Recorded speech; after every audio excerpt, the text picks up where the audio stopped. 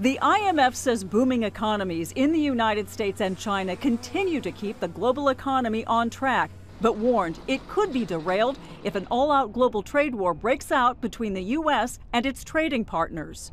These are, substantial hits to growth, and in an environment where, for many wage earners, incomes have been very slow to rise, and this is a source of political pressures. And so, we kind of need all the growth we get. Our trade has been a disaster. U.S. President Donald Trump fired the first shot in the trade dispute, slapping tariffs on $34 billion worth of Chinese goods earlier this month and threatening to up the ante to $200 billion. The U.S. also leveled tariffs on steel and aluminum against Mexico, Canada, and the European Union.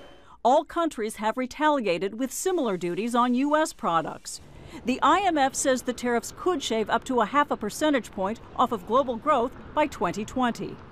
The IMF says the tariffs come at a time when other risks threaten the global economy: rising oil prices, political turmoil in Latin America, and changing migration policies in Europe.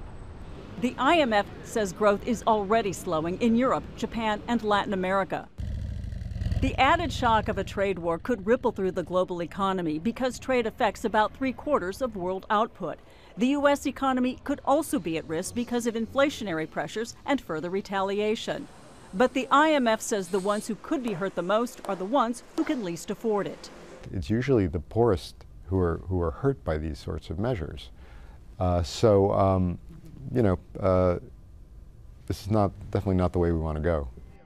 The IMF thinks escalating tensions could still be avoided if the U.S. and its trading partners would negotiate with help from the World Trade Organization.